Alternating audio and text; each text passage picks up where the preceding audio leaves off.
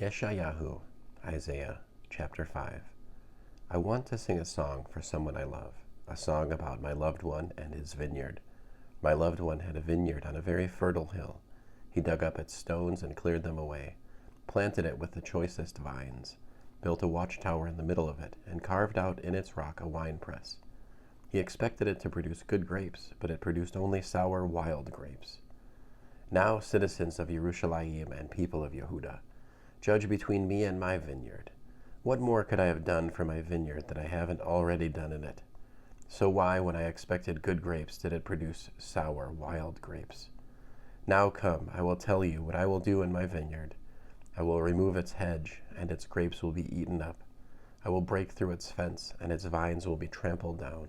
I will let it go to waste. It will neither be pruned nor hoed, but overgrown with briars and thorns. I will also order the clouds not to let rain fall on it. Now the vineyard of Adonai Sevaot is the house of Israel, and the men of Yehuda are the plant he delighted in.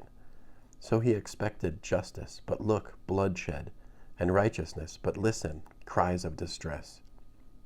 Woe to those who add house to house and join field to field, until there's no room for anyone else, and you live in splendor alone on your land. Adonai Sevaot said in my ears, many houses will be brought to ruin, large magnificent ones left empty, for a 10-acre vineyard will produce only 5 gallons of wine, and seed from 5 bushels of grain will yield but half a bushel. Woe to those who get up early to pursue intoxicating liquor, who stay up late at night until wine inflames them. They have lutes and lyres, drums and flutes, and wine at their parties, but they pay no attention to how Adonai works and never look at what his hands have made. For such lack of knowledge, my people go into exile. This is also why their respected men starve, and their masses are parched from thirst. Therefore Sheol has enlarged itself and opened its limitless jaws, and down go their nobles in masses, along with their noise and rebels. The masses are lowered, the nobles are humbled, proud looks will be brought down. But Adonai Sevaot is exalted through justice. God the Holy One is consecrated through righteousness. Then lambs will be able to feed as if they were in their own pasture, and those wandering through will eat from the ruined fields of the overfed. Woe to those who begin by pulling at transgression with a thread, but end by dragging sin along as if with a cart rope. They say, we want God to speed up his work, to hurry it along so we can see it. We want the Holy One of Israel's plan to come true right now, so we can be sure of it.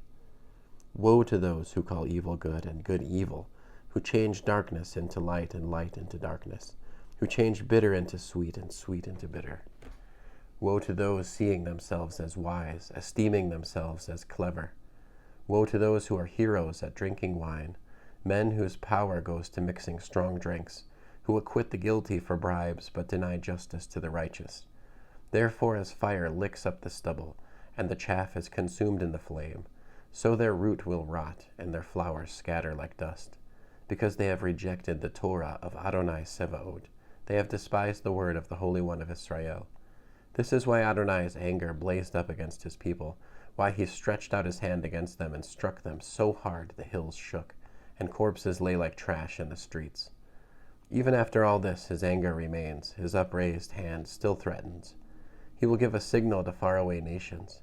He will whistle for them to come from the ends of the earth, and here they come, so fast. None of them tired or stumbling, none of them sleeping or drowsy, none with a loose belt, none with a broken sandal strap.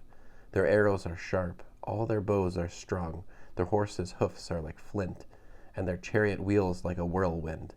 They will roar like lions, yes, roaring like young lions. They growl and seize the prey and carry it off, with no one to rescue.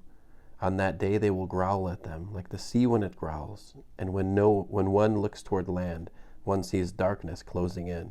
The light is dissipated in the obscuring overcast. End of Yesha'yahu, Isaiah chapter 5.